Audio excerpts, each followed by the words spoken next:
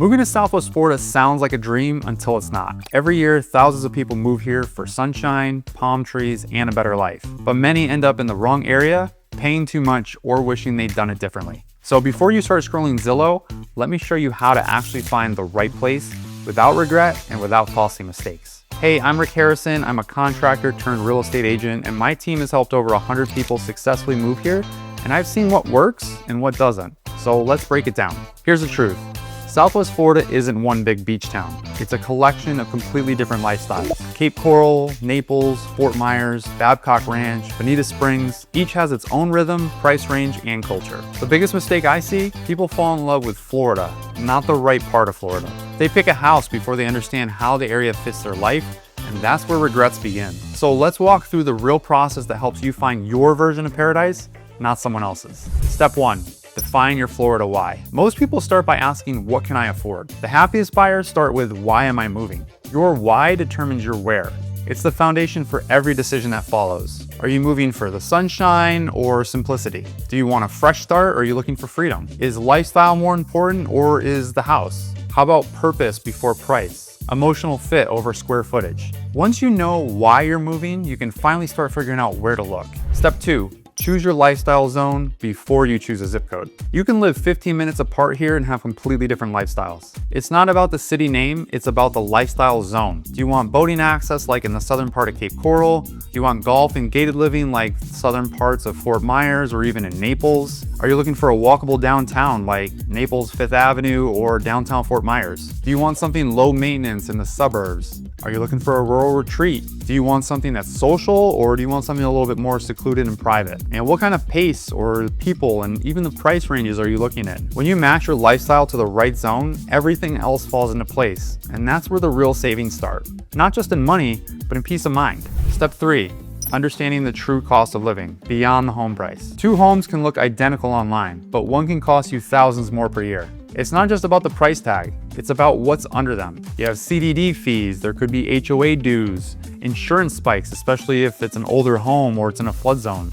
Property taxes aren't gonna be what you see on Zillow. Utility bills, especially in certain communities or neighborhoods, can really sneak up on you and be a lot higher than others. Maintenance surprises like that 30-year-old roof or that AC that's on its last legs. Those are some expenses that could be coming up in the near future that you'll have to consider when you make your purchase. I've seen a $450,000 home cost less per month than a $350,000 one once you factor all those costs in. Knowing where the hidden costs are hiding protects your budget, and your next step is to protect your time. Step 4, tour with intention, not curiosity. Most relocation buyers waste their first trips. They drive, tour, and then leave overwhelmed. You don't need to see everything. You just need to see what actually fits. So here are some things that you can do or ask your agent to do for you to help you save a lot of time and headaches. First, have virtual previews so you're not wasting all your time and money driving or even flying down and back and forth just to see a home here or there that might fit your needs. If you're working with an agent, ask them to do virtual previews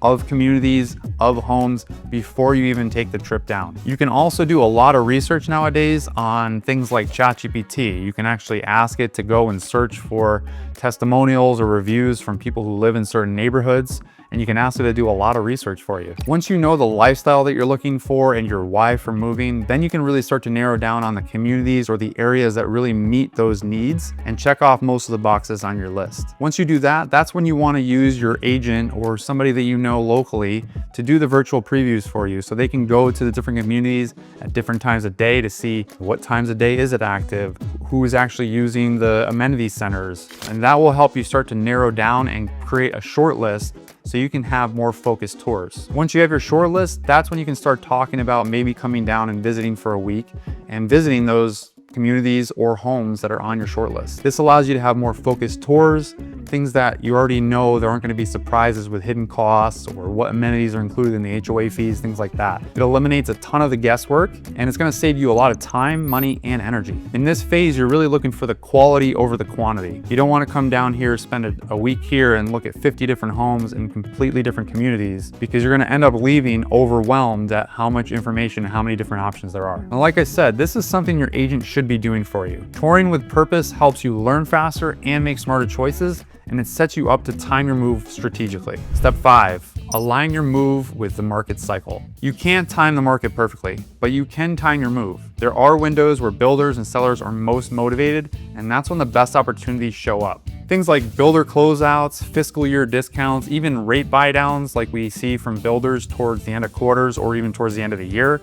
And then from the resale side of things, you also have post-snowbird slowdown. So once the snowbirds leave, a lot of that inventory that's still there usually sits longer, and those sellers tend to be a lot more motivated to sell their homes after season's ended. So seasonal patterns is something to take into consideration. Then you'll also be able to start leveraging some of the incentives, especially if it's a buyer's market. Now, timing can save you money, but your next step protects your investment itself. Step 6, vet the neighborhood's resilience and backtest its history. The prettiest neighborhoods don't always perform the best long term. Look at how an area holds up, not just how it looks. Things like the appreciation history. That's something an agent can go back into the MLS and backtest to see how did this perform during the 2008 slowdown or the 2012 when the market started to pick back up. How many days on market do homes usually sit? And is that the same throughout its history? Or were there different times where things were sat a little bit longer or flew off the market quicker? What are the HOA trends like? This is something you really want to check. Have the HOAs had a consistent pattern of going up, $20 every year or something? Or were there times where they really spiked because of a hurricane or something? That gives you an indication as to how, stable the reserves are in a community or how stable that HOA funding is. What is the flood and storm records like in that area, that community, or for that specific home? Has it ever flooded?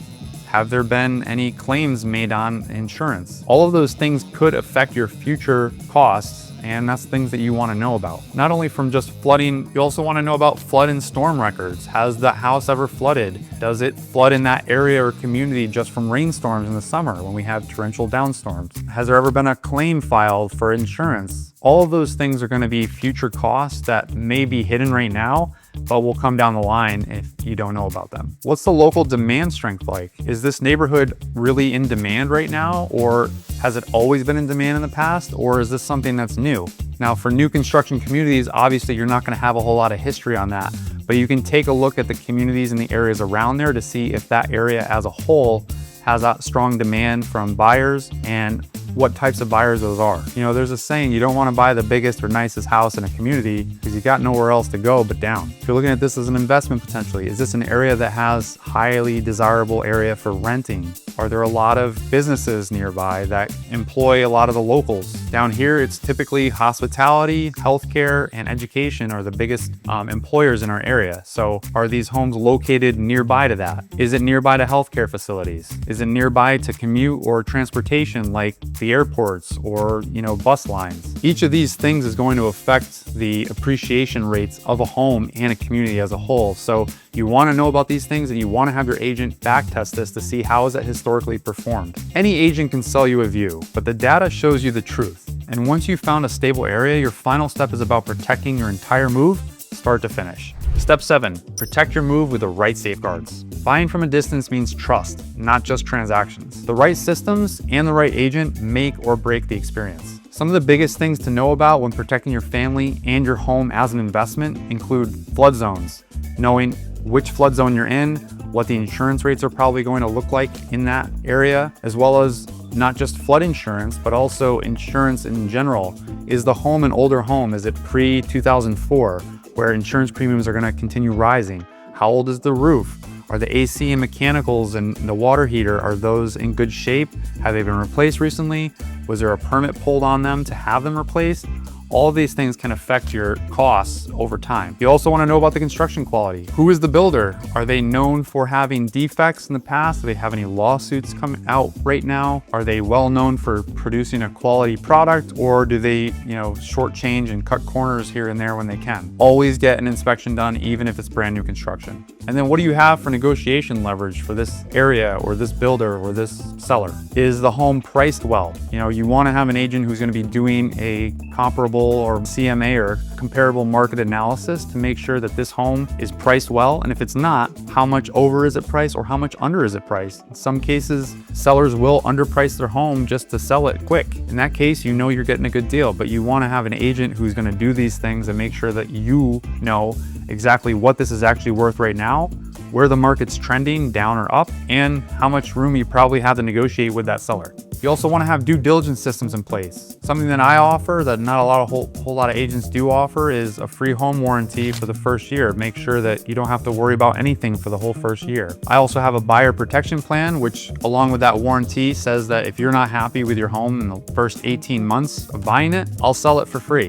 That way you can save the money on the commissions. Obviously, we put all these due diligence systems in ahead of time to make sure that you're buying the perfect home and you're gonna love it there. But in case something does happen, you have that peace of mind that I'll help you sell it for free, no questions asked. Another thing you'd want to check is the minutes. Now, HOAs and communities like that have condo associations and homeowners associations, they have to have all of their meetings and agendas and minutes published now publicly. So that's something you want to go back through to see if there's any litigation pending in a community, if there's any issues that are coming up or any assessments that may be coming up in the future that they're looking into. The minutes and agendas will tell you all of that ahead of time. So these are things that you want to be checking into. And when it comes to working with an agent, you want to have a partnership mindset. If you find something that they don't, bring it to their attention and have them do more research on it to make sure what you're seeing is the truth. And vice versa. If your agent finds something that they think should be brought to your attention, they should be bringing it to your attention. You shouldn't be finding out last minute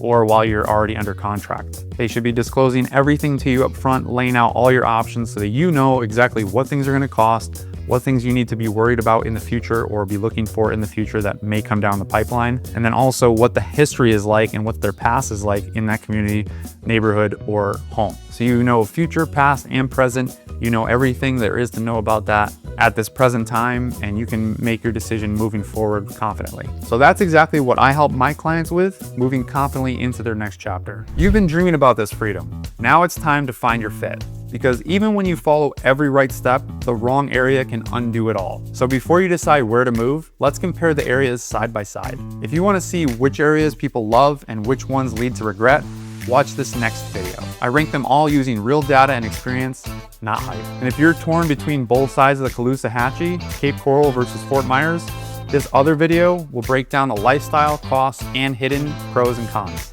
so you can see which one fits you best. I hope this video was helpful, and I hope it will help you make better decisions moving forward if you do plan to move to Southwest Florida. If you guys have any questions about me or the services that I offer to my clients, or you'd like to set up a strategy session, my information is in the description, the first comment, and right below. Thanks for watching, guys, and I'll see you in the next one.